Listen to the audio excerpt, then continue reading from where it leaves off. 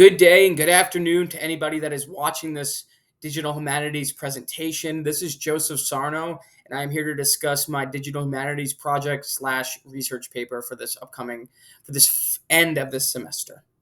So this research paper / Digital Humanities project was titled The Enlightenment's Ripple Effect on World Revolutions. So what was the Enlightenment? The Enlightenment was the European and philosophical and intellectual movement during the 17th and 18th centuries that featured the belief of the importance of the individual. That included ideas such as natural law, scientific progress, natural rights, liberty, and formal separation of church and state. The Enlightenment was also based around the idea that reason is the primary source of authority and legitimacy. So just to give a little more context on that, the Enlightenment was a major philosophical revolution where people started to realize that they should be the ones that decide their fate. They should have more power over their lives, more rights. They should also be able to choose who leads them. They should not be working and living for a monarchy that claims they have a divine right from God that they cannot prove themselves. So it emphasizes that church and state, and that the church should not have control over the individual, and also that the individual should have control over their own lives. And this obviously ties into the American Revolution, the French and Haitian revolutions that we are going to discuss. So the thesis for this Digital Humanities / research paper was, this paper will be based on attempting to investigate how ideas from the Enlightenment not only caused the American Revolution, but allowed for the ideas to flow through the American Revolution and inspire other world revolutions after the American Revolution was so successful. So to go dive into the first part of my paper, we are going to be discussing the American Revolution and how it was propelled and started by the Enlightenment.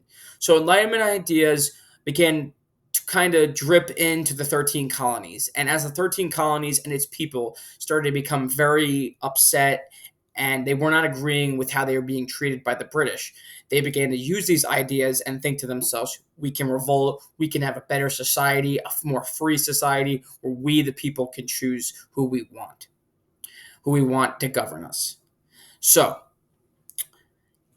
going into the first source that I wanted to discuss, it was talking about how the British, year after year, were stripping the Americans of their most valuable rights. How the Stamp Act, many other acts, they were being taxed in arbitrary manner. The colonists were absorbing blows, and they were giving patience, but they couldn't take it anymore. And it pretty much just sums up how the Americans, the British rebels, were being treated so bad, and that civil war was imminent due to how bad they were being treated. So just kind of showing how they were treated so bad, and these Enlightenment ideas were coming in and were fueling the fire. We're also going to go into and look at how, right here on the bottom part of the slide, an excerpt from Sam Adams discussing the natural rights of colonists, which could be a right to life, liberty, property, the right to support and defend yourself, the right to have non-intolerable oppression, the right to leave society that they don't want to be a part of, a right for men to remain in a state of nature. Also, the biggest one that sticks out to me is voluntary consent. Men and women deciding who they want in power. They are not told who's in power. They, as the people, get a right to choose. Now, this directly hits home in the Enlightenment, and it's directly a cause of the Enlightenment. And these ideas are what fuel the revolution. Now, diving into the second big part of my research paper / digital humanities was the French Revolution. So the French Revolution was in the late 1700s in France, and the French Revolution was based upon a lot of economic turmoil. A lot of people were poor in France. They were hungry. They were tired of living in the feudal system, and they wanted something different. So kind of diving into the French Revolution, looking at the first source, it was kind of just recognizing how the American Revolution kind of was the flame that's helped start the French Revolution. And how the American Revolution for independence was one of the first for many other to follow. And it started this kind of age of anti-colonialism, that people were understanding their motives and circumstances, and that we can apply this to our own society, and we can be the ones that rule up against the people that are ruling us. So the second source for this specific slide discusses the Constitution of the French Revolution. So this Constitution discussed natural civil rights, liberty to every man. People should not be subject to arrest or detention without reason.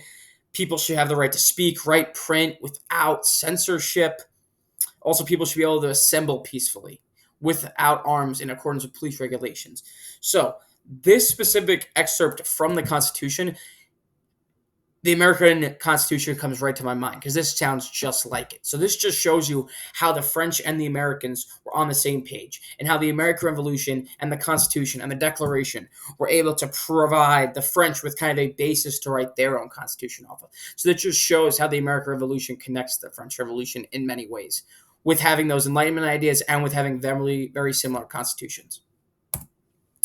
So diving into the third portion of my digital research paper project slash paper, we talked about the Haitian Revolution. So the Haitian Revolution was a world revolution, once again in the late 1700s, and the island of Santo Domingue was an island in the Caribbean, which is modern day Haiti.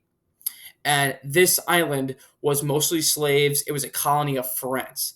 And the Haitians were able to revolt. And this island, mostly of slaves, was able to be led by their leader and was able to rise up against the French. And they were able to revolt and actually be successful. So it was basically a massive group of slaves who were able to unite and fight against their rulers. So kind of diving into that, as we know, these Haitians could have been, propelled by Enlightenment, the American Revolution. We go into their constitution. So their constitution sounds very similar to the American and the French. It discusses freedom, individual security, how the law grants the right to order and arrest and detention in public assigned location, discusses property, how it's sacred, inviolable. All the people have the free right to dispose and administer property. These rights hit directly home, and they sound just like the American and French constitutions. This just shows how they all tie together. The language is very similar, and the ideas are all due to Enlightenment ideas. They're all due to having freedom, guaranteed rights, a better life to what they had. I want to thank you all for watching my Digital Humanities project. I really appreciate it.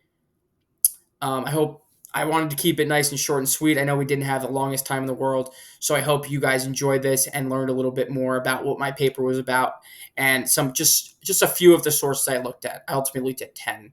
This was just a few. Thank you again, and I'll make sure I include my references at the end of this.